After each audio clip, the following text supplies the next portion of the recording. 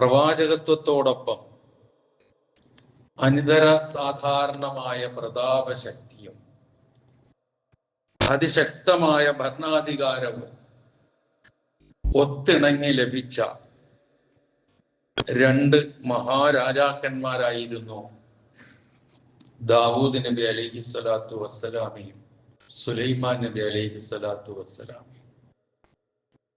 വിശുദ്ധ ഖുർആനിൽ പലയിടങ്ങളിൽ അവരുടെ ചരിത്രം പരാമർശിക്കുന്നുണ്ട്.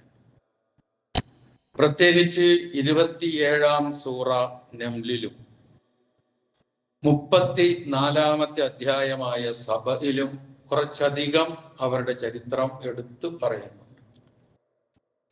അക്കൂട്ടത്തിൽ 27-ാം അധ്യായമായ നംലിലെ 34 മുതൽ 37 വരെയുള്ള വചനങ്ങളാണ് ഞാൻ ഓതിയത്. ആ വചനങ്ങളുടെ സാരങ്ങളിലൂടെ ആ വചനങ്ങൾക്ക് ഇന്നുള്ള പ്രസക്തി ഒന്ന് പരിശോധിക്കുകയാണ് അല്പസമയം ഇൻഷാ അല്ലാഹ്. ആദ്യം അതിന്റെ അർത്ഥം ഒന്ന് മനസ്സിലാക്കാം. ഖാലത്ത്, അവൾ പറഞ്ഞു, ഇന്നൽ മുലൂക ഇദാ ദഖലൂ ഖറിയ, ഭരണാധികാരികൾ രാജാക്കന്മാർ ഒരു നാട്ടിൽ പ്രവേശിച്ചു കഴിഞ്ഞാൽ അഫ്സദൂഹ, അതിൽ അവിടെ അവർ നാശമുണ്ടാക്കും, ഫസാദുണ്ടാക്കും. വജഅലൂ അഇസ്സത അഹ്ലിഹാ അദില്ല, ആ നാട്ടിലെ പ്രതാപികളായ ആളുകളെ നിന്ദ്യന്മാരും നീചന്മാരുമാക്കി മാറ്റും. കദാലിക യഫ്അലൂൻ, അപ്രകാരമാണ് അവർ ചെയ്യുക. വഇന്നീ മുർസിലത്തുൻ ഇലൈഹിം ബിഹദിയ്യ, അതുകൊണ്ട് ഞാൻ അവർക്ക് ഒരു പാരിതോഷികം നൽകാൻ വേണ്ടി ആളിനെ അയക്കുകയാണ്. ഫനാദിറത്തും ബിമ യർജിഉൽ മുർസലൂൻ, എന്നിട്ട് ആ പോകുന്ന ദൂതന്മാർ എന്ത് വാർത്തയുമായിട്ടാണ് മടങ്ങി വരിക എന്ന് നോക്കാനുമാണ് ഞാൻ ഉദ്ദേശിക്കുന്നത്. ഫലമ്മാ ജാഅ സുലൈമാൻ, അങ്ങനെ ദൂതൻ സുലൈമാൻ നബി അലൈഹി സ്വലാത്തു വസ്സലാമയുടെ അടുക്കൽ ചെന്നപ്പോൾ ഖാല, സുലൈമാൻ നബി ചോദിച്ചു, അതുമിദ്ദൂനനി ബിമാലിൻ ഫമാ ആതാനി അല്ലാഹു ഖൈറും മിമ്മാ ആതാക്കും, നിങ്ങൾ എനിക്ക് സമ്പത്ത് നൽകി സഹായിക്കുകയാണോ നിങ്ങൾ എന്നെ? എനിക്ക് അല്ലാഹു നൽകിയതാകട്ടെ നിങ്ങൾ എന്ത് കൊണ്ടുവന്നാലും എന്ത് നൽകിയാലും അതിനേക്കാൾ ഉത്തമമായതാകുന്നു. ബൽ അന്തും ബിഹദിയ്യത്തിക്കും തഫ്റഹൂൻ, പക്ഷേ നിങ്ങൾക്ക് നിങ്ങൾ കൊണ്ടുവന്ന പാരിതോഷികം കൊണ്ട് നിങ്ങൾക്ക് സന്തോഷമുണ്ടായേക്കാം, എനിക്ക് അതിൻ്റെ ആവശ്യമില്ല. അതുകൊണ്ട് ഇർജിഇലൈഹിം, ആ ദൂതനോട് പറയുകയാണ്, മടങ്ങിപ്പോ, എന്നിട്ട് അറിയിക്ക്. ഫലനഅ്തിയന്നഹും ബിജുനൂദില്ലാ ഖിബല ലഹും, പ്രതിരോധിക്കാൻ പോലും കഴിയാത്ത നിലയിലുള്ള വലിയ സൈന്യങ്ങളുമായി ഞാൻ അങ്ങോട്ട് വരും എന്ന് പറഞ്ഞേക്ക്. അങ്ങനെ വന്നു കഴിഞ്ഞാൽ വലനുഖ്രിജന്നഹും മിൻഹാ അദില്ലതൻ വഹും സാഹിറൂൻ, അവർ നിന്ദ്യന്മാരായിക്കൊണ്ട് നിസ്സാരന്മാരായിക്കൊണ്ട് അപമാനിതരായിക്കൊണ്ട് ആ നാട്ടിൽ നിന്ന് അവരെ നാം പുറത്താക്കുകയും ചെയ്യും എന്ന് പറഞ്ഞേക്ക് എന്ന് പറഞ്ഞ് ആ ദൂതനെ തിരിച്ചയക്കും. ഇതാണ് ഈ വചനങ്ങളുടെ സാരം. ഇതിൽ സുലൈമാൻ നബി അലൈഹി സ്വലാത്തു വസ്സലാമയുടെ പേര് പരാമർശിച്ചതോടുകൂടി ഏറെക്കുറെ നമ്മുടെ മനസ്സിലേക്ക് ആ രംഗം, ആ ചിത്രം വന്നിട്ടുണ്ടാകാം. ഇത് പറയുകയും പാരിതോഷികം കൊടുത്തയക്കുകയും ഒക്കെ ചെയ്തത് സുലൈമാൻ നബി അലൈഹി സ്വലാത്തു വസ്സലാമയുടെ കാലത്ത് സബഅ് എന്ന് പറയുന്ന യമനിലെ പ്രദേശം, പുരാതന യമനിലെ പുരാതന സബഅ് എന്ന് പറയുന്ന ആ പ്രദേശം ഭരിച്ചുകൊണ്ടിരുന്നത് ഒരു പെണ്ണാണ്, ഒരു സ്ത്രീയാണ്, ഒരു രാജ്ഞിയാണ്. അവരുടെ പേര് ബൽഖീസ് എന്നാണ്. അപ്പൊ ഇവിടെ സുലൈമാൻ നബി അലൈഹി സ്വലാത്തു വസ്സലാം, അവിടെ ബൽഖീസ്. ഇതാണ് ഇവർ രണ്ടും ഈ ചരിത്രത്തിലേക്ക് കടന്നു വരുന്നതെന്ന് നാം മനസ്സിലാക്കി. ഇതിലേക്ക് കടക്കുന്നതിന് മുമ്പ് ഞാൻ സൂചിപ്പിച്ചു, പ്രവാചകത്വത്തോടൊപ്പം വലിയ അധികാരവും അള്ളാഹു നൽകിയ രണ്ട് പ്രവാചകന്മാരാണ് ദാവൂദ് നബിയും സുലൈമാൻ നബിയും അലൈഹിമുസ്സലാത്തു വസ്സലാം. അതിൽ ദാവൂദ് നബിയുടെ അനന്തരാവകാശിയായി പിൻഗാമിയായി വന്ന ആളാണ് സുലൈമാൻ നബി അലൈഹിസ്സലാത്തു വസ്സലാം. ദാവൂദ് നബിയേക്കാൾ കൂടുതൽ പ്രതാപവും അധികാരവും അതുപോലെ തന്നെ പല സൗകര്യങ്ങളും സൗഭാഗ്യങ്ങളും സുലൈമാൻ നബി അലൈഹിസ്സലാത്തു വസ്സലാമയ്ക്ക് അള്ളാഹു നൽകുകയും ചെയ്തിട്ടുണ്ട്. ഇവർക്ക് രണ്ടും ലഭ്യമായ ഈ അനുഗ്രഹങ്ങളെ അനുസ്മരിച്ചുകൊണ്ട് ഇവർ രണ്ടാളും പറയുന്ന ഒരു വാചകം വിശുദ്ധ ഖുർആനിൽ ഇതേ സൂറത്തുൽ നംലിൽ തന്നെ നമുക്ക് കാണാൻ കഴിയും. എന്താണ് ആ വചനം? അൽഹംദുലില്ലാഹ്, അല്ലാഹുവിന്റെ സ്തുതി.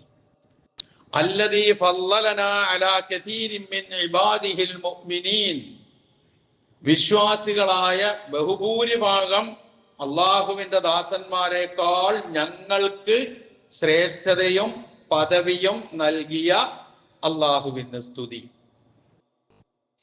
ഒന്ന് ആലോചിച്ചു നോക്കുക. സാധാരണയായി ഒരു സ്ഥാനമാനമോ പദവിയോ അധികാരമോ ഒക്കെ വന്നാൽ ഇങ്ങനൊരു മനസ്സിലേക്ക് പോകൽ വളരെ കുറവാണ്. അധികാരം എന്ന് പറഞ്ഞാൽ എന്തോ വലിയ കാര്യമാണെന്നാണല്ലോ പലപ്പോഴും വിചാരിക്കാറുള്ളത്. പക്ഷെ ഇവരുടെ മനോഗതം എന്ന് നോക്ക് നമ്മൾ. ഇത് അള്ളാഹു ഞങ്ങൾക്ക് മറ്റാരെക്കാളും കൂടുതൽ നൽകിയ ശ്രേഷ്ഠതയാണ്, ഔദാര്യമാണ്. അതിന് അള്ളാഹുവിന്റെ സ്തുതി എന്ന് രണ്ടാളും കൂടി പറഞ്ഞതിന് ശേഷം പറയുകയാണ്, വരിസ സുലൈമാനു ദാവൂദ, സുലൈമാൻ നബി അലൈഹിസ്സലാത്തു വസ്സലാം ദാവൂദ് നബിയുടെ അനന്തരാവകാശിയായി. വഖാല, എന്നിട്ട് സുലൈമാൻ നബി പറഞ്ഞു, യാ അയ്യുഹന്നാസ്, മനുഷ്യരെ, ഉല്ലിംനാ മന്തിഖത് തൈർ വഊതീനാ മിൻ കുല്ലി ശൈ ഇന്ന ഹാദാ ലഹുവൽ ഫളലുൽ മുബീൻ. ജനങ്ങളെ, നമുക്ക് പഠിപ്പിക്കപ്പെട്ടിരിക്കുന്നു മന്തിഖത് തൈർ, പക്ഷിയുടെ ഭാഷ. പക്ഷികൾ ആശയവിനിമയം നടത്തുന്ന ഭാഷയുടെ ആ സാരം മനസ്സിലാക്കാനുള്ള കഴിവ് നമുക്ക് നൽകപ്പെട്ടിരിക്കുന്നത്. ആർക്കാ വരെ കിട്ടിയിട്ടുള്ളത്? സുലൈമാൻ നബിയുടെ വാക്കുകളാണ്. എന്നിട്ട് പറഞ്ഞു, ഊതീനാ മിൻ കുല്ലി ശൈ, മറ്റു പലതും ഞങ്ങൾക്ക് നൽകപ്പെട്ടു. ഇതൊക്കെ ഇന്ന ഹാദാ ലഹുവൽ ഫളലുൽ മുബീൻ, അള്ളാഹുവിന്റെ വ്യക്തമായ ഫളിലാണ്, അനുഗ്രഹമാണ് എന്ന് സുലൈമാൻ നബിയും പറയും.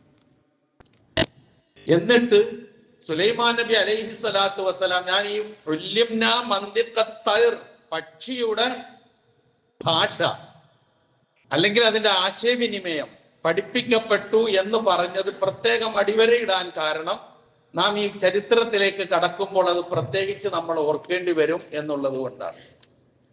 ഏതോ ആകട്ടെ, ഞാൻ സൂചിപ്പിച്ചു സൂറത്തുൻ നംലിലും സബയിലും ഇവരുടെ ചരിത്രം പരാമർശിക്കുന്നു എന്ന്. സൂറത്തുൻ നംലിലെ 15 മുതൽ 44 വരെയുള്ള വചനങ്ങൾ ഈ ചരിത്രം മാത്രമാണ് പറയുന്നത് എന്ന് നാം തിരിച്ചറിയുക. ആ രംഗം ഒന്ന് നമുക്ക് ഇതിലേക്ക് എങ്ങനെ പോകുന്നു എന്ന് നോക്കാം. അടുത്തത്, അപ്പം എല്ലാത്തിനും സുലൈമാൻ നബി അലൈഹി സ്വലാത്തു വസ്സലാമയ്ക്ക് ജിന്ന്, ഇൻസ്, മനുഷ്യനും ജിന്നും, അതുപോലെ തന്നെ പക്ഷികൾ, പക്ഷിമൃഗാദികൾ, പിന്നെ പർവ്വതങ്ങൾ എന്ന് തുടങ്ങി എല്ലാം, കാറ്റ് എന്ന് തുടങ്ങി എല്ലാം സുലൈമാൻ നബി അലൈഹി സ്വലാത്തു വസ്സലാമയ്ക്ക് അധീനപ്പെടുത്തി കൊടുത്തു എന്ന് ഖുർആൻ പറയുന്നുണ്ട്. കഥയല്ലത്, ഖുർആൻ പറയുന്ന. ഇത്ര സൗഭാഗ്യം ആർക്കാ കിട്ടിയത്? സുലൈമാൻ നബിക്ക് കാറ്റ് അധീനപ്പെടുത്തി കൊടുത്തിട്ട് സുലൈമാൻ നബി നിർദ്ദേശിക്കുന്നതിനനുസരിച്ച് അത് സഞ്ചരിക്കുക. പർവ്വതങ്ങൾ ഇതുപോലെ എല്ലാം, പക്ഷികൾ എല്ലാം കീഴ്പ്പെടുത്തി കൊടുക്കപ്പെട്ടു. അതിനൊക്കെ അങ്ങേയറ്റം വിനയാന്വിതനാവുകയും ചെയ്തിട്ടുണ്ട്. ഉറുമ്പിന്റെ ആശയവിനിമയം ഒക്കെ ഇതേ അധ്യായത്തിൽ, നംല് എന്ന് പറഞ്ഞാൽ ഉറുമ്പ് എന്നാണ് അർത്ഥം. ഈ അധ്യായത്തിന്റെ പേര് തന്നെ നംല് എന്നാണ്. അപ്പൊ ആ സംഭവമൊക്കെ അവിടെ വിവരിക്കുന്നുണ്ട്. അതിലേക്ക് ഞാൻ കടന്നു പോവുകയല്ല, അപ്പൊ കൂടുതൽ വിശദീകരിക്കേണ്ടി വരും. ഒരിക്കൽ സുലൈമാൻ നബി അലൈഹി സ്വലാത്തു വസ്സലാം തന്റെ സൈന്യങ്ങളൊക്കെ അണിനിരത്തി ഇങ്ങനെ നോക്കുമ്പോൾ പക്ഷികളുടെ പക്ഷി സൈന്യത്തിൽപ്പെട്ട ഒരു പക്ഷിയെ കാണാനില്ല. അതിന്റെ പേര് ഖുർആൻ പറഞ്ഞത് ഹുദ്ഹുദ് എന്നാണ്. ഹുദ്ഹുദ് എന്ന് പറഞ്ഞാൽ ഭാഷാന്തരം മലയാളത്തിലേക്ക് എല്ലാവരും പരിഭാഷപ്പെടുത്തിയിട്ടുള്ളത് മരംകൊത്തി എന്നാണ്. മരംകൊത്തി പക്ഷി. നമ്മളുടെ മനസ്സിലേക്ക് കയറി വരുന്ന ചെറിയ പക്ഷിയാണോ അല്ലാഹു അലം. ഏതായാലും ഹുദ്ഹുദ് എന്ന് പറയുന്ന സൈന്യത്തിൽപ്പെട്ട പക്ഷിയെ കാണുന്നില്ല. അപ്പൊ സുലൈമാൻ നബി പറഞ്ഞു, ഇതെവിടെ പോയി? വ്യക്തമായ കാരണങ്ങൾ ബോധിപ്പിക്കാതെ ആണ് എങ്കിൽ അതിനെ ഞാൻ ശിക്ഷിക്കും. ശിക്ഷിക്കുക മാത്രമല്ല, അറുത്ത് കളയും ഞാൻ അതിനെ. അത്ര ഗൗരവത്തോടു കൂടി സുലൈമാൻ നബി അലൈഹിസ്സലാത്തു വസ്സലാം പറഞ്ഞ് കാത്തിരിക്കുമ്പോൾ അധികം വൈകാതെ താമസം വിന ഈ പക്ഷി പറന്നു വരികയാണ്. വന്നിട്ട് പറഞ്ഞു, ഞാൻ അങ്ങനെ അന്യായമായി പോയതൊന്നുമല്ല. ഞാൻ ഇപ്പോൾ വരുന്നത് സബയിൽ നിന്നാണ്. അവിടെ നിങ്ങൾക്കറിയാത്ത, നിങ്ങൾക്കൊന്നും പരിചയമില്ലാത്ത ഒരു സംഭവമാണ് ഞാൻ കണ്ടത്, ഞാൻ മനസ്സിലാക്കിയത്. എന്താണെന്ന് ചോദിച്ചു. അവിടെ ഒരു രാജ്ഞിയുണ്ട്. ആ രാജ്ഞിക്ക് അനിതര സാധാരണമായ, ആർക്കുമില്ലാത്ത ഒരു സിംഹാസനമുണ്ട്. എല്ലാ സൗകര്യങ്ങളും ഒത്തിണങ്ങിയ ഒരു രാജ്ഞിയാണ്. പക്ഷേ അവർ സൂര്യനാണ് സുജൂദ് ചെയ്യുന്നത്. ഇത് ഞാൻ മനസ്സിലാക്കിയിട്ട് വരികയാണ്. സൂര്യന് മുമ്പിൽ സുജൂദ് ചെയ്യുന്ന, സൂര്യനെ ആരാധിക്കുന്ന വിഭാഗമാണ് അവർ എന്ന് ഞാൻ മനസ്സിലാക്കി. ആ രാജ്ഞിയെ കുറിച്ചും ആ രാജ്യക്കാരെ കുറിച്ചും മനസ്സിലാക്കിയിട്ടാണ് ഞാൻ ഈ വരുന്നത് എന്ന് പറഞ്ഞു. അപ്പൊ സുലൈമാൻ നബി പറഞ്ഞു, നോക്കട്ടെ, നീ പറഞ്ഞത് ശരിയാണോ എന്ന് ഞാൻ പരിശോധിക്കട്ടെ. എന്നിട്ട് സുലൈമാൻ നബി അലൈഹിസ്സലാത്തു വസ്സലാം ഒരു കത്ത് എഴുതി തയ്യാറാക്കി ഈ ഹുദ്ഹുദിനെ ഏൽപ്പിച്ചു. സാധാരണ മുമ്പ് പല ചരിത്രത്തിലൊക്കെ നമ്മൾ വായിക്കാറുണ്ട്, പക്ഷികൾ ദൂതുമായി പോകുന്ന, അങ്ങനെയുള്ള ഒരു ദൂതുമായി പോകുന്ന കേവലം ഒരു പക്ഷിയായിട്ട് ഹുദ്ഹുദിനെ കാണാൻ പറ്റില്ല.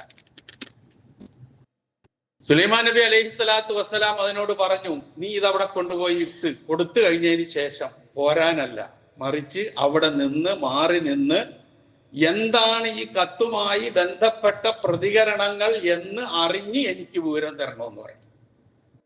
അങ്ങനെ ഹുദ്ഹുദ് ഈ കത്തുമായി യമനിലേക്ക്, സഭയിലേക്ക് പോയി. ആ കത്തിലാകെ ഉണ്ടായിരുന്നത് ഇന്നഹു മിൻ സുലൈമാന വഇന്നഹു ബിസ്മില്ലാഹിർ റഹ്മാനിർ റഹീം അല്ലാ തഅലു അലയ്യ വഅതൂനി മുസ്ലിമീൻ. ഖുർആനാണ് കേട്ടോ ഞാൻ ഈ പറയുന്ന, കഥയല്ല. അതിൽ എഴുതിയിരുന്ന വാക്ക് ഇത്രയേ ഉള്ളൂ.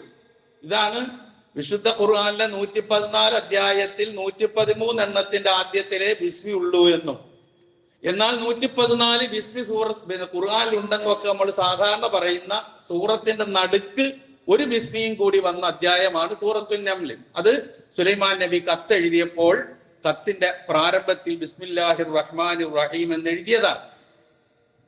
എന്നിട്ട് അതിൽ പറഞ്ഞു, അല്ലാ തഅലു അലയ്യ വഅതൂനി മുസ്ലിമീൻ, നിങ്ങൾ എന്റെ മേൽ നിഗളിക്കാൻ നിൽക്കരുത്, എന്റെ മേൽ ഔന്നത്യം നടിക്കാൻ നിങ്ങൾ നിൽക്കരുത്, കീഴൊതുങ്ങിക്കൊണ്ട് എന്റെ അടുക്കിലേക്ക് നിങ്ങൾ വരിക. ഇതേ ഉള്ളൂ കത്തിൽ. എത്ര ചുരുക്ക വാചകം, ഒരുപാട് ആശയമുണ്ട് അതിൽ. ആ കത്ത് കൊണ്ടുപോയി ഇട്ടുകൊടുത്തു. ഇട്ടതിന് ശേഷം അവിടെ നടന്ന സംഭവങ്ങൾ ഈ ഹുദ്ഹുദാണ് പിന്നെ വന്ന് പറഞ്ഞു കൊടുക്കുന്നത്. അത് കത്തിട്ട് കൊടുത്തിട്ട് പ്രതികരണങ്ങൾ മനസ്സിലാക്കി വിവരവുമായി നീ വരണോന്നല്ലേ പറഞ്ഞു. അത് പൂർണ്ണമായും അനുസരിച്ച് കത്ത് കൊണ്ടുപോയിട്ട് ആ ദ്വിഭാഷികളുടെ സഹായത്തോടെ ബൽഖീസ് കത്തിലെ വിവരം മനസ്സിലാക്കി, എന്നിട്ട് അവിടെയുള്ള പ്രമുഖന്മാരെ വിളിച്ചിരുത്തിക്കൊണ്ട് പറയുകയാണ്, ഖാലത്ത് യാ അയ്യുഹൽ മലഉ ഇന്നി ഉൽഖിയ ഇലയ്യ കിതാബുൻ കരീം. അല്ലയോ പ്രമുഖരായ വ്യക്തിത്വങ്ങളെ, എനിക്ക് മാന്യമായ ഒരു കഥാപ്രയോഗം ശ്രദ്ധിക്കണം. അന്യനാട്ടിലെ ഒരു രാജാവ് വളരെ ഗൗരവത്തോടു കൂടി എഴുതി കൊടുത്ത ഒരു കത്ത്, ആ കത്തിനെ വിശേഷിപ്പിച്ച വിശേഷണം കിതാബുൻ കരീം, മാന്യമായ ഒരു എഴുത്ത് എന്നാണ്. സത്യത്തിൽ ആ എഴുത്തിൽ ഉൾക്കൊള്ളിച്ചത് എന്താ?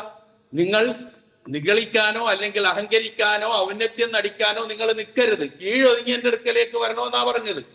അതൊക്കെ അവർക്ക് മനസ്സിലായി. പക്ഷെ ആ കൊടുത്തയച്ച കത്തിനോടുള്ള ആദരവ്, അന്യനാട്ടിലെ ഒരു രാജാവ്, ഒരു ഭരണാധികാരി കൊടുത്തയച്ച കത്തിനോടുള്ള മനോഭാവമാണ് ആ വാക്കിലൂടെ വിശുദ്ധ ഖുർആൻ വരച്ച് കാണിക്കുന്നത്. ഒരുപാട് ചിന്തിക്കാനുണ്ട്, പറയാനുണ്ട്, അങ്ങോട്ട് ഞാൻ പോകുന്നില്ല. അപ്പൊ അതുകൊണ്ട് ഇങ്ങനെ ഒരു കത്ത് എനിക്ക് കിട്ടിയിട്ടുണ്ട്, എന്ത് ചെയ്യണം? എന്നിട്ട് അവർ പറയുന്നുണ്ട്, അവരോട് എന്താ പറയുന്നത്? ഞാൻ സ്വന്തം ഒരു തീരുമാനം എടുക്കൂല, നിങ്ങളുമായിട്ട് ആലോചിച്ചിട്ടല്ലേ ഞാൻ ചെയ്യാറുള്ളൂ. അതുകൊണ്ട് നിങ്ങൾ വ്യക്തമായ അഭിപ്രായം പറയണം, അതിനനുസരിച്ച് നമുക്ക് തീരുമാനിക്കാമെന്ന് പറഞ്ഞു. അത് കൂടിയാലോചനയുടെ, ഒരു ഭരണാധികാരിയുടെ കൂടിയാലോചനയുടെ ആവശ്യകതയിലേക്ക് ഖുർആൻ വിരൽ ചൂണ്ടുന്നു.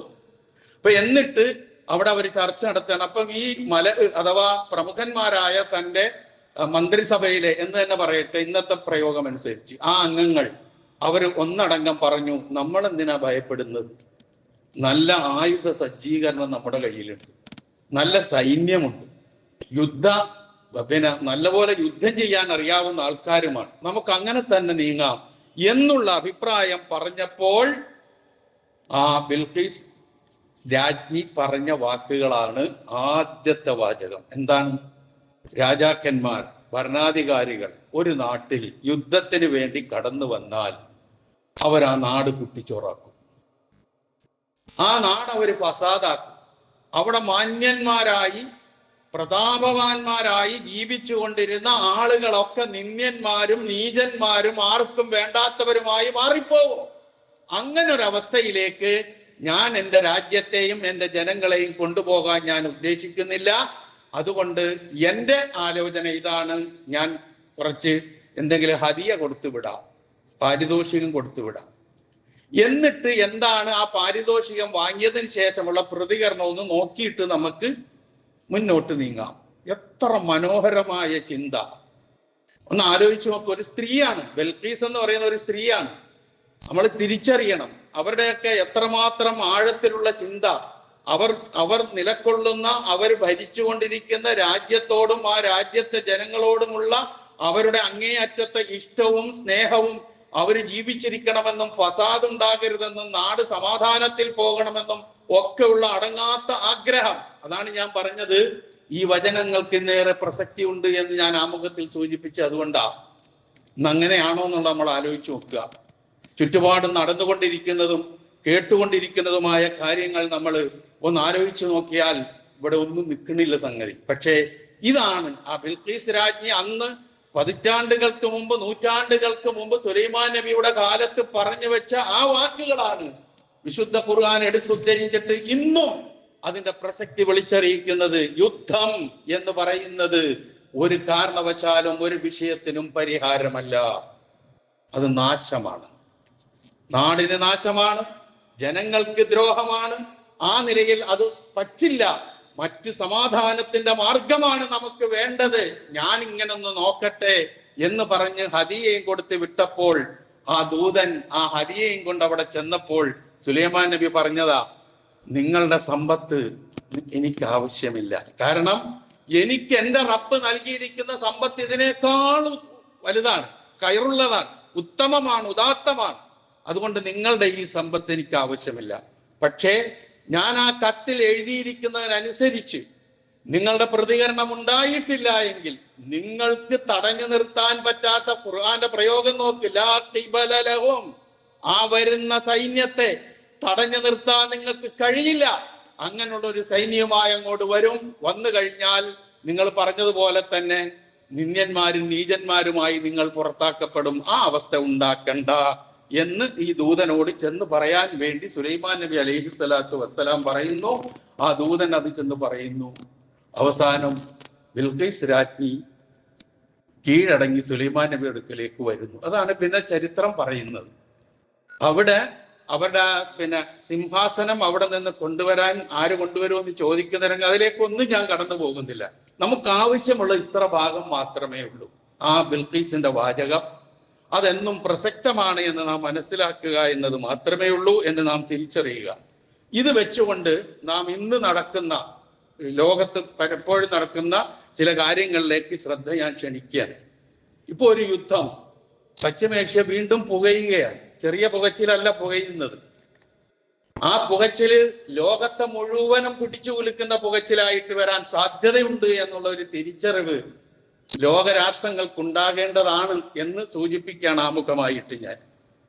20 മാസത്തിലേറെയായി ഒരു ജനതയെ, നിരായുധരായ ജനതയെ കൊന്നൊടുക്കി ഏതാണ്ട് 60,000-ന്റെ അടുക്കൽ എത്തി.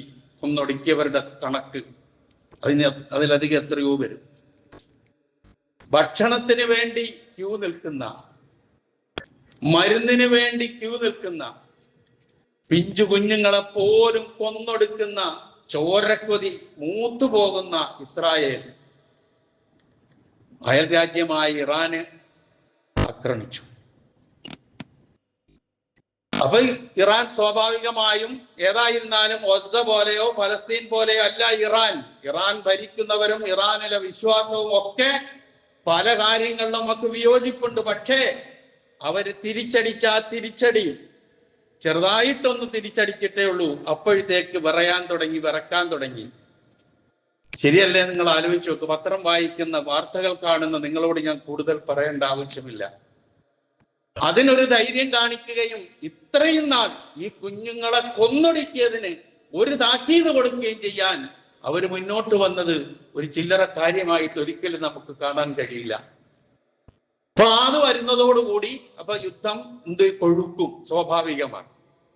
ആ കൊഴുപ്പ് കണ്ടിട്ട് ആരോടെങ്കിലും ഒക്കെ ഉള്ള വിദ്വേഷവും വെറുപ്പും മനസ്സിൽ വെച്ചുകൊണ്ട് ഏതെങ്കിലും ഒരു ചേർന്ന് നിന്ന് ലോകത്തെ മുഴുവൻ കുരുതി കൊടുക്കാനാണ് ലോക പോലീസ് ഉൾപ്പെടെയുള്ള രാഷ്ട്രങ്ങൾ മുതിരുന്നത് എങ്കിൽ വലിയ വില കൊടുക്കേണ്ടി വരും.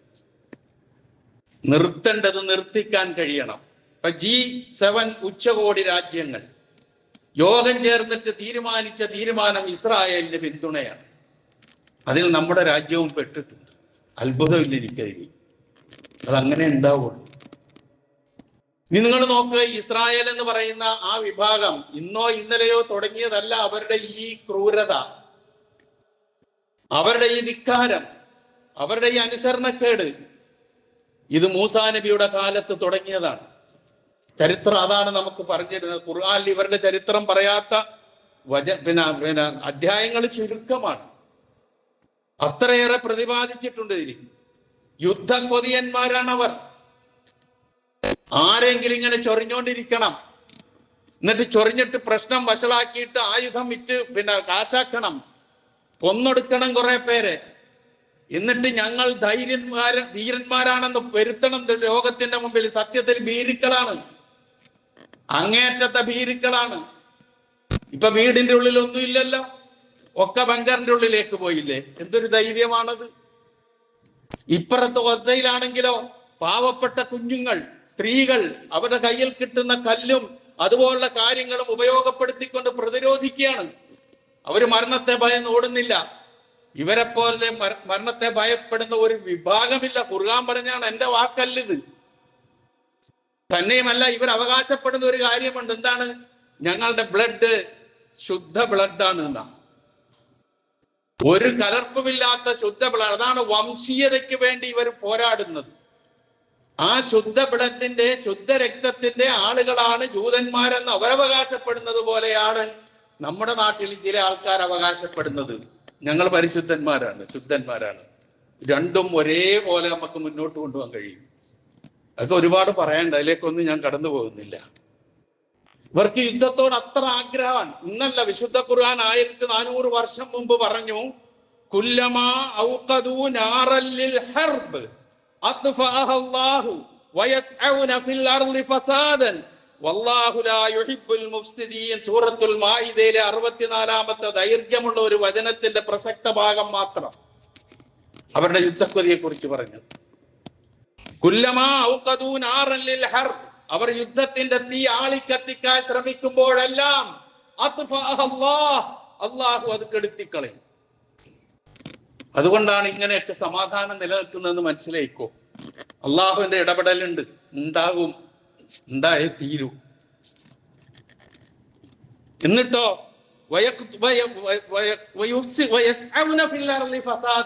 ഭൂമിയിൽ ആകമാനം ഫസാദ് വേണമെന്ന് ആഗ്രഹിക്കുകയാണ് അവർ. അതിന് ശ്രമിക്കും. ഇപ്പുറത്തോട്ടൊന്ന് കുത്തി അവരെ വേദനിപ്പിച്ച് കുറെ അങ്ങോട്ടിട്ട്, അപ്പുറത്തോട്ടൊന്ന് തോണ്ടി അങ്ങോട്ടിട്ട്, അപ്പുറത്തോട്ടൊന്നിട്ട് അങ്ങോട്ടും ഇട്ട്, ഇങ്ങനെ ഫസാദ് മാത്രമാണ് ലക്ഷ്യം. അതാണ് ഈ കാണുന്നതും കേൾക്കുന്നതും മുഴുവൻ. വല്ല സ്വൈര്യവും ആ ഫലസ്തീനികൾക്ക് കൊടുത്തിട്ടുണ്ട് ഇവരെല്ലാം കൂടെ അവിടെ വന്നതിന് ശേഷം? ഫസാദ് അല്ലാതെ വല്ലതും ഉണ്ട്? എന്നിട്ട് ഖുർആൻ പറഞ്ഞു, വല്ലാഹു ലാ യുഹിബ്ബുൽ മുഫ്സിദീൻ. ഈ കുഴപ്പം ചെയ്യുന്നവരെ അള്ളാഹുവിന് ഇഷ്ടമല്ല, പടച്ചവന് ഇഷ്ടമല്ല. വല്ലാഹു ലാ യുഹിബ്ബുൽ മുഫ്സിദീൻ. അതും തീർന്നില്ല. ഇവരുടെ ക്രൂരത, രക്തദാഹികളാണ്. കൊന്നുകൊണ്ടേയിരിക്കണം, എന്നാലേ ജീവിക്കാൻ പറ്റൂ. പ്രവാചകന്മാരെ കൊന്നിട്ടുണ്ട്.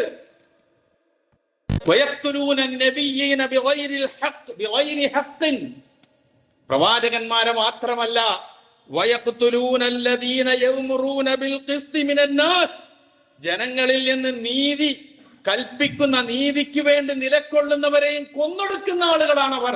ഇപ്പൊ ഇങ്ങോട്ട് നോക്ക്, ഏതോ രാജ്യത്ത് നിന്ന് ഒരു പരിസ്ഥിതി പ്രവർത്തക കപ്പലിൽ ഭക്ഷണ സാധനങ്ങളും മരുന്നുകളുമായി ഈ പാവപ്പെട്ട ആളുകളെ സഹായിക്കാൻ ലക്ഷ്യം വെച്ചുകൊണ്ട് വന്ന് കടക്കാൻ അനുവദിച്ചില്ലല്ലോ.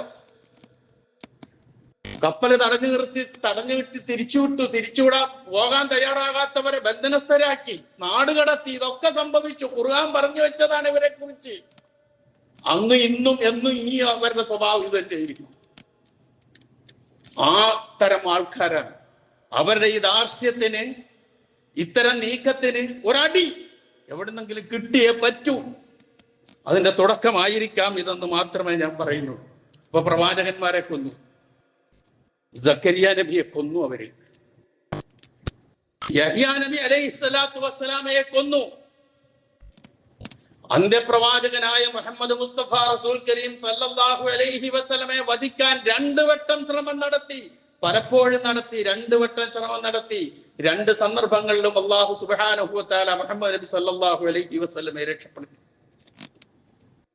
ഒരിക്കൽ കുറെ ആൾക്കാരുമായിരുന്നു ഇങ്ങനെ വർത്തമാനം പറഞ്ഞ് ആശയവിനിമയം നടത്തി ഇങ്ങനെ ഇരിക്കുന്നതിനിടയിൽ പ്രവാചകന്റെ മുകളിൽ നിന്നൊരു വലിയ പാറക്കല്ല് ഉരുട്ടി പ്രവാചകന്റെ തലയിലേക്കിട്ട് പ്രവാചകനെ കൊല്ലാൻ ശ്രമിച്ചു. വഹിയിലൂടെ അല്ലാഹു അറിയിച്ചു, രക്ഷപ്പെട്ടു മുഹമ്മദ് നബി സല്ലല്ലാഹു അലൈഹി വസല്ലം. പിന്നെ ആടിന്റെ മാംസത്തിൽ വിഷം കലർത്തി കൊടുത്ത് സൽക്കരിച്ചു പ്രവാചകനെ ഒരു യൂത സ്ത്രീ. കൊല്ലാൻ വേണ്ടി ചെയ്തതാണ്. പക്ഷെ അല്ലാഹു രക്ഷപ്പെടുത്തി. പക്ഷേ ആ സ്ത്രീ നൽകിയ വിഷത്തിന്റെ കാഠിന്യം അന്ത്യപ്രവാചകനായ മുഹമ്മദ് മുസ്തഫ റസൂൽ കരീം സല്ലല്ലാഹു അലൈഹി വസല്ലമയുടെ വഫാത്ത് വേളയിൽ പോലും റസൂൽ എടുത്തു പറഞ്ഞു, ആ സ്ത്രീ അന്ന് എനിക്ക് നൽകിയ ആ വിഷത്തിന്റെ രുചി ഇപ്പോഴും തികട്ടി വരുന്നു എന്ന് പ്രവാചകൻ മരിക്കാൻ നേരത്ത് പറഞ്ഞു. ഇതൊക്കെ അവര് ചെയ്തതാ. അവര് ചെയ്തുകൊണ്ടേയിരിക്കും. അവരൊരു സംശയം നമുക്കാർക്കും വേണ്ട. ഇതൊക്കെ ആണെങ്കിലും ശരി, ഞാൻ നേരത്തെ പറഞ്ഞതുപോലെ ഇത്രയും വലിയ ഭീരുക്കളെ നമുക്ക് വേറെ കാണാൻ കഴിയില്ല. അവരുടെ വാദം എന്താ? നഹ്നു അബ്നാഉല്ലാഹി വഹിബ്ബാഉ, ഞങ്ങൾ അല്ലാഹുവിന്റെ മക്കളാണ്, ഞങ്ങൾ അല്ലാഹുവിന് ഇഷ്ടപ്പെട്ടവരാണ്. ഇതാണ് അവരുടെ വാദം. അതുകൊണ്ട് എന്താണ്, ജൂതമതത്തിലേക്ക് ആരെയും വേണ്ട, മറ്റു മതത്തിൽ നിന്ന് ജൂതമതത്തിലേക്ക് ആരും ചെല്ലാൻ അവർ ആഗ്രഹിക്കുന്നില്ല. അതിനുള്ള പ്രചരണവും ദഅവത്തും ഒന്നും അവർ നടത്തണില്ല. ഈ ഉള്ളവര് തന്നെ മതി, അവരിങ്ങനെ പെറ്റുപെരുകിയാൽ മതി എന്നുള്ള ചിന്ത. ഞങ്ങള് മതി, ഞങ്ങളുടെ ആളുകള്, ഞങ്ങളുടെ കുടുംബം, ഈ ഒരു ചിന്ത. ഞങ്ങളുടെ രാജ്യം അത് ആരുടെ വെട്ടിപ്പിടിച്ചതായിരുന്നാലും ശരി, ആക്രമിച്ചുണ്ടാക്കിയതായിരുന്നാലും ശരി, ഞങ്ങളുടെ ഈ ഒരു ചിന്തയ്ക്ക് ഊന്നൽ കൊടുത്തു പോകുന്ന ഒരു വിഭാഗം, അതാണ് ഇസ്രായേൽ. അത് ഇന്നും അപങ്കുരം തുടർന്നു കൊണ്ടിരിക്കുന്നു എന്ന് മാത്രമേ ഉള്ളൂ. ഇത് നമ്മൾ തിരിച്ചറിയണം. 2 കാര്യങ്ങളാണ് എനിക്ക് ഇതിൽ സൂചിപ്പിക്കാനുള്ളത്. ഒന്ന്, യുദ്ധം ഒരു പ്രശ്നത്തിനും പരിഹാരമല്ല. എത്രയും പെട്ടെന്ന് ഈ തുടങ്ങിയത് അവസാനിക്കണം. ഇല്ലെങ്കിൽ ഈ വലിയ മേനി നടിക്കുന്ന ഇന്ത്യയായിരിക്കും ഏറ്റവും കൂടുതൽ പ്രയാസം അനുഭവിക്കാൻ പോകുന്ന, ഒരു സംശയം വേണ്ട. ഡീസൽ ഉണ്ടാവില്ല, പെട്രോൾ ഉണ്ടാവില്ല, ഗ്യാസ് ഉണ്ടാവില്ല, ഒരു ചുക്കും ഉണ്ടാവില്ല. ഇവിടെ ഈ പെരുമ നടിക്കൽ മാത്രമേ ഉണ്ടാവുള്ളൂ. അപ്പം എത്രയും പെട്ടെന്ന്, ഇന്ത്യക്ക് ഒരു നയമുണ്ട്, ഇങ്ങനെയുള്ള കാര്യങ്ങൾ ഇടപെട്ട് പിന്നെ മീഡിയേറ്ററായി നിന്നുകൊണ്ട് പ്രശ്നം പരിഹരിക്കുക, അല്ല ഊതിക്കത്തിക്കുന്ന സ്വഭാവമല്ല വേണ്ടത്. അതുപോലെ എല്ലാ രാജ്യങ്ങളും ആ ഒരു ചിന്തയിലേക്ക് വരികയും ഇതിന് തടയിടുകയും സമാധാനവും ശാന്തിയും ലോകത്ത് കളിയാടാനുള്ള വേണ്ടതെല്ലാം ചെയ്യുവാനും സർവശക്തനായ റബ്ബ് അനുഗ്രഹിക്കുമാറാകട്ടെ എന്ന് ആത്മാർത്ഥമായി നമുക്ക് പ്രാർത്ഥിക്കാം. ഇവരുമായി ബന്ധപ്പെട്ട് നബി സല്ലല്ലാഹു അലൈഹി വസല്ലമ ഖിയാമത്ത് നാൾ അടുക്കുന്നതുമായി ഉള്ള കാര്യങ്ങൾ പരാമർശിക്കുമ്പോൾ ഒരുപാട് പ്രവചനങ്ങൾ നടത്തിയിട്ടുണ്ട്. അതിലൊരു പ്രവചനം ശ്രദ്ധേയമാണെന്ന് എനിക്ക് തോന്നുന്നു. ഒരുപാട് നബി സല്ലല്ലാഹു അലൈഹി വസല്ലം പറഞ്ഞു, ലാ തഖൂമുസ് സാഅ, ഖിയാമത്ത് നാൾ ഉണ്ടാവൂല, ഹത്താ യുഖാതിലൽ മുസ്ലിമൂനൽ യഹൂദ്, മുസ്ലിമീങ്ങൾ ജൂതന്മാരോട് യുദ്ധം ചെയ്യുന്നത് വരെ ഖിയാമത്ത് നാൾ ഉണ്ടാവില്ല. ഫയഖ്തുലുഹുമുൽ മുസ്ലിമൂൻ, അങ്ങനെ ജൂതന്മാരെ മുസ്ലിമീങ്ങൾ കൊല്ലും. ഹത്താ യഖ്തബി അൽ യഹൂദിയു, അങ്ങനെ കൊലപാതകം കൊല്ലുന്നത് പേടിച്ച്, മരണത്തെ പേടിച്ച് ഇവരെന്ത് ചെയ്യും? അവര് ഓടി ഓരോ ജൂതനും കല്ലിന്റെയും മരത്തിന്റെയും പിന്നിൽ പോയി ഒളിച്ചിരിക്കും രക്ഷപ്പെടാൻ വേണ്ടി. ആ സന്ദർഭത്തിൽ ഏത് കല്ലിന്റെ ബേക്കിലാണോ, ഏത് മരത്തിന്റെ പിന്നിലാണോ ഇവർ ഒളിച്ചിരിക്കുന്നത്, ആ കല്ലും മരവും വിളിച്ചു പറയും, യാ മുസ്ലിം, യാ അബ്ദല്ലാഹ്, ഹാദാ യഹൂദിയ്യുൻ ഖൽഫി, തആൽ ഫഖ്തുൽഹു. മരവും കല്ലും പറയുന്ന വാക്കുകളാണ്. എന്താ പറയാ? ഏ മുസ്ലിം, അള്ളാന്റെ അടിമേ, യാ അബ്ദല്ലാഹ്, ദേ എന്റെ പിന്നിൽ ഒരു ജൂതൻ ഒളിച്ചിരിക്കുന്നുണ്ട്, വാ കൊല്ലവനെ എന്നിങ്ങനെ വിളിച്ചു പറയുന്ന ഓരോ മരവും ഓരോ കല്ലും. ആ അവസ്ഥ വരാതെ നിഗളിക്കണ്ടവല്ലാതെ ഈ അവസ്ഥ വരും, വന്നിരിക്കും. ചിലപ്പോൾ എനിക്കോ നിങ്ങൾക്കോ കാണാനും കേൾക്കാനും കഴിഞ്ഞെന്ന് വരില്ല എന്ന് മാത്രമേ ഉള്ളൂ. ഇല്ല ഓർക്കത് എന്ന് പറയുന്ന ഒരു കുറ്റിച്ചെടി ഒഴികെ. പ്രവാചകൻ പറയുന്നു, ഫഇന്നഹു മിൻ ശജരിൽ യഹൂദ്, അത് ജൂതന്മാരെ ഇഷ്ടപ്പെടുന്ന മരമാണ്. ഓർക്കത് എന്നാണ് ആ മരത്തിന്റെ പേര്. ഇസ്രായേലിലൊക്കെ പോയവർക്ക് കാണാൻ കഴിഞ്ഞിട്ടുണ്ടാകും. ഒരു തരം കുറ്റിച്ചെടിയാണ്. അത് ഇഷ്ടം പോലെ നട്ടു വളർത്തുന്നുണ്ട്. കാരണം കല്ലും മരവും ഒക്കെ ഞങ്ങൾക്കെതിരായിരിക്കും. പിന്നെ അനുകൂലിക്കുന്നത് ഈ ഓർക്കതേ ഉണ്ടാവുകയുള്ളൂ. അതുകൊണ്ട് അത് പരമാവധി നട്ടുപിടിച്ച് രക്ഷപ്പെടാമെന്ന് വിചാരിക്കുകയാണ് പാവങ്ങള്. ഇതൊക്കെ ഹദീസിൽ പരാമർശിച്ചിട്ടുള്ള വിഷയമാണ്. ഇതൊക്കെയാണ് അവസ്ഥ. അതുകൊണ്ട് നമുക്ക് ചെയ്യാൻ കഴിയുന്നത് നന്മയുടെ പക്ഷം നിൽക്കുക, നേരിന്റെ പക്ഷം നിൽക്കുക. ഇത്തരത്തിലുള്ള അക്രമികളിൽ നിന്ന് മനുഷ്യർക്ക് സുരക്ഷ കിട്ടാൻ വേണ്ടി ആത്മാർത്ഥമായി പ്രാർത്ഥിക്കുക. ഖുർആൻ നമുക്ക് പറഞ്ഞു തരുന്ന കാര്യങ്ങളിൽ നിന്ന് പാഠം ഉൾക്കൊള്ളുക, ആ സന്ദേശം കൈമാറുക. മലിക്കുൽ ജബ്ബാറായ അള്ളാഹു അതിനുള്ള തൗഫീഖ് നമുക്ക് ഏവർക്കും പ്രദാനം ചെയ്തു തരുമാറാകട്ടെ. സത്യം സത്യമായി മനസ്സിലാക്കി ജീവിതത്തിൽ പകർത്താനും നേരിന്റെ ഒപ്പം നിൽക്കാനും നെറികേടിനെതിരെ നിലക്കൊള്ളാനും അള്ളാഹു നമുക്ക് തൗഫീഖ് നൽകുമാറാകട്ടെ. അറിഞ്ഞോ അറിയാതെയോ നമ്മിൽ നിന്ന് വന്നുപോയ എല്ലാ തെറ്റുകുറ്റങ്ങളും അള്ളാഹു നമുക്ക് പുറത്തു മാപ്പാക്കി തരുമാറാകട്ടെ. നമ്മിൽ നിന്ന് മരണപ്പെട്ടു പോയവരുടെ പാപങ്ങൾ അള്ളാഹു പുറത്തു കൊടുക്കുമാറാകട്ടെ. അവരെയും നമ്മളെയും അള്ളാഹു ജന്നാത്തുൽ ഫിർദൗസിൽ ഒരുമിച്ച് കൂട്ടുമാറാകട്ടെ. രോഗങ്ങൾ കൊണ്ട് വിഷമിക്കുന്നവർക്കും അതുപോലെ തന്നെ ഓപ്പറേഷന് വിധേയരാകുന്നവർക്ക് വേണ്ടിയൊക്കെ പ്രാർത്ഥിക്കാൻ, ആശുപത്രിയിൽ കഴിഞ്ഞുകൂടുന്ന രോഗികൾക്ക് വേണ്ടി ശമനത്തിന് വേണ്ടി പ്രാർത്ഥിക്കാനൊക്കെ ആവശ്യപ്പെട്ടിട്ടുണ്ട്. അതിലൊന്ന് പ്രത്യേകിച്ച് ഞാൻ എടുത്തു പറയുന്നത്, 11 വയസ്സുള്ള ഒരു കുട്ടി മജ്ജ മാറ്റിവെക്കൽ ശസ്ത്രക്രിയക്ക് അടുത്ത ആഴ്ച വിധേയനാകുകയാണ്. ആ കുട്ടിക്ക് മജ്ജ നൽകുന്നത് 1 വയസ്സുള്ള ആ കുട്ടിയുടെ അനുജനാണ്. ആലോചിച്ചു നോക്ക്.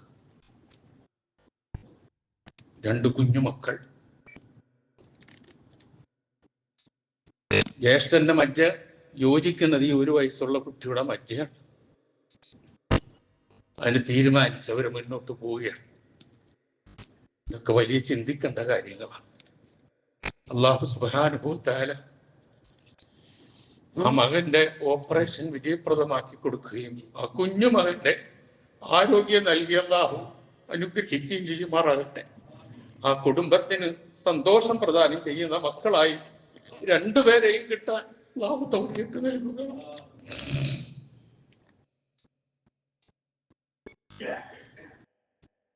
അതുപോലെ ആശുപത്രിയിൽ കഴിഞ്ഞുകൂടുന്ന പലരും, ആരുടെയും പേര് പരാമർശിക്കുന്ന എല്ലാവരും എൻ്റെ മനസ്സിലുണ്ട്. വിളിച്ചു പറഞ്ഞവരും മെസ്സേജ് നൽകിയവരെല്ലാവരും ഉണ്ട്. അല്ലാഹു സുബ്ഹാനഹു വതആല അവരുടെ എല്ലാം രോഗങ്ങളെ ശിഫയാക്കി കൊടുക്കുമാറാകട്ടെ. ചെറുതും വലുതുമായ അത്തരം രോഗങ്ങളിൽ നിന്നും പ്രയാസങ്ങളിൽ നിന്നും പരീക്ഷണങ്ങളിൽ നിന്നും നാം ഏവരെയും അല്ലാഹു കാത്തുരക്ഷിക്കുമാറാകട്ടെ. സർവോപരി ഇസ്ലാമിനും മുസ്ലിം ഉമ്മത്തിനും അല്ലാഹു ഇസ്സത്തിനെ പ്രദാനം ചെയ്യുമാറാകട്ടെ. اللهم اغفر للمؤمنين والمؤمنات والمسلمين والمسلمات الأحياء منهم والأموات إنك مجيب الدعوات ويا قاضي الحاجات. اللهم أعز الإسلام والمسلمين وأذل الشرك والمشركين. اللهم أعز الإسلام والمسلمين وأذل الشرك والمشركين. اللهم أعز الإسلام والمسلمين وأذل الشرك والمشركين. اللهم أجرنا من النار. اللهم أجرنا من النار. اللهم أجرنا من النار. ربنا اغفر لنا ولإخواننا الذين سبقونا بالإيمان ولا تجعل في قلوبنا غلا للذين آمنوا ربنا إنك رؤوف رحيم. ربنا آتنا في الدنيا حسنة وفي الآخرة حسنة وقنا عذاب النار.